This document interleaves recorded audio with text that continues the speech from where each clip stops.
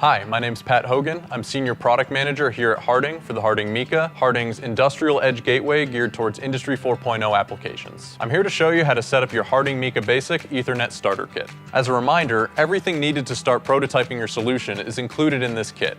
We've handpicked all the hardware and software, so it's guaranteed to be compatible and everything will work together. The best part is that we're going to get you up and running in under 10 minutes. This kit is ideal for those who are looking to communicate to other devices through Ethernet using protocols such as Modbus TCP or OPC UA. The components included in this kit are the HARTING MICA Basic, which has GPIO and Ethernet functionality.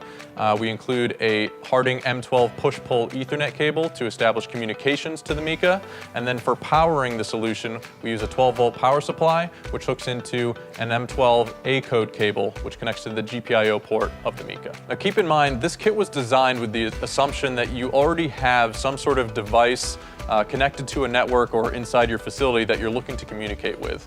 In most cases, this is done through a router or a switch on your network, and that you have access into this network to connect your laptop into. Now let's set up the hardware components. First, take your Ethernet cable with the HARTING M12 push-pull. Make sure to align the key so that it's in line with the PoE port on the HARTING MICA as to not bend any pins. Push it in and you hear it click. That's how you know it's connected. Then take the RJ45 end and plug it into your router or switch that's on the same network as the devices you're looking to communicate with. Next, let's plug in the M12 A-code cable into the I/O port on the MICA. Make sure to align the key to the top as to not bend any pins. And twist it. Make sure it's securely connected. Next, make sure that your 12-volt power adapter is connected to a power strip or the wall, and then you'll plug that power adapter into the barrel jack of the GPIO cable. As soon as that's plugged in, you should see a red light turn on next to the I/O port on the MICA. That signifies that there's power flowing into the device and that it's booting up. Shortly after, you should see an orange light start to flicker next to the PoE port on the MICA, and that signifies network activity. Once the MICA is fully booted up, then that red light will turn green, and that means you're ready to go. The MICA is headless by design, so there is no HDMI or monitor output or inputs for a mouse and keyboard. The main interface for configuration is through direct network communication via your web browser. The following steps require that your laptop is connected directly to the MICA via its own isolated network and requires changing the static IP address of your laptop. During this process, you will likely lose internet connectivity to your laptop, so we would recommend downloading this video to watch offline or use a different device such as a mobile phone to continue the tutorial. The first thing we need to do is change the IP address on your laptop or computer. Each MICA is shipped with the default IP address of 10.10.10.10, so in order to establish initial communication, you'll have to configure your laptop to be on the same 10.10.10 network. If you have any issues with this step or do not have access to changing these settings, you may need to contact your IT department or research online on how to set a static IP address for your particular computer or operating system. This tutorial will guide you through the steps of changing your static IP address on Windows 10, but each operating system will be slightly different, so we recommend doing online research for your particular device. In Windows 10, open the Network and Sharing Center.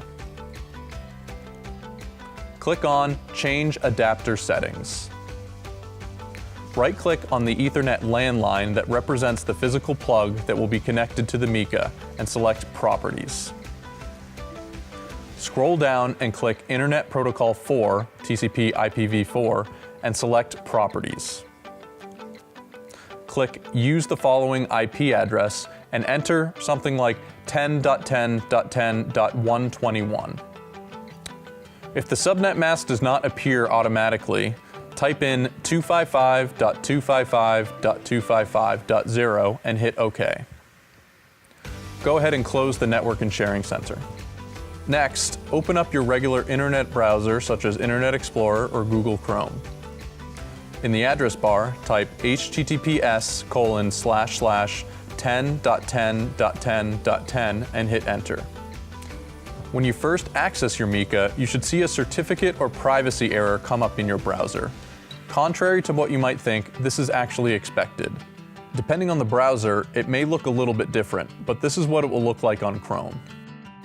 Because you are connected directly to the MICA on an isolated network and not the broader internet, you can safely ignore this warning and proceed to the MICA website. For instructions on how to add a certificate so that this warning does not come up, consult the associated programming guide or contact us for more assistance. After you accept the certificate error, the login screen will appear. Alternatively, the MICA is also addressable directly via device name, which is a unique identifier listed on the back of your MICA. For more information on connecting to the MICA via device name, consult the administrator guide. If your browser is unable to resolve the web page, make sure that the MICA is plugged in and powered on with the green light, that the Ethernet cable is securely connected to your laptop, and that your static IP address has been successfully changed to the 10.10.10 network. You know that it is showing network activity if the orange light is flickering on the MICA. Enter the password found on the back of your MICA below the MAC address. In most cases, the default password is admin. As with your home Wi-Fi router, it is always best practice to change your administrator password from the default. But make sure to be extra cautious, as it is not easy to recover the MICA back to factory defaults if you end up losing this password. Once you have logged in, you will see the home screen that shows multiple apps or containers. The settings page can be used to configure your admin password, update the default IP settings and host name of the MICA, and also network time configuration. The help page can be viewed at any time to reference contact information for technical assistance. At this point, the MICA Basic is up and running, and you are ready to interface with the GPIO ports or communicate with other devices on the same network over Ethernet. Modbus TCP and OPC-UA protocols are easily accessible via Node-RED, but it will be up to you to figure out the nuances of communicating with your specific third-party devices. For additional information about interfacing over different Ethernet protocols, please consult the tutorials and directions you can find on the HARTING MICA Starter Kit website. Links to these resources can be found on the help page from the home screen of the MICA interface, or contact us directly if you need technical assistance. And that's it. Your MICA Basic Ethernet Kit is fully operational. We hope you continue to grow your application beyond what we've provided to you in the Starter Kit. If you have any questions or you want to discuss larger integration projects, feel free to reach out or give us a call. You can find our contact information on our website.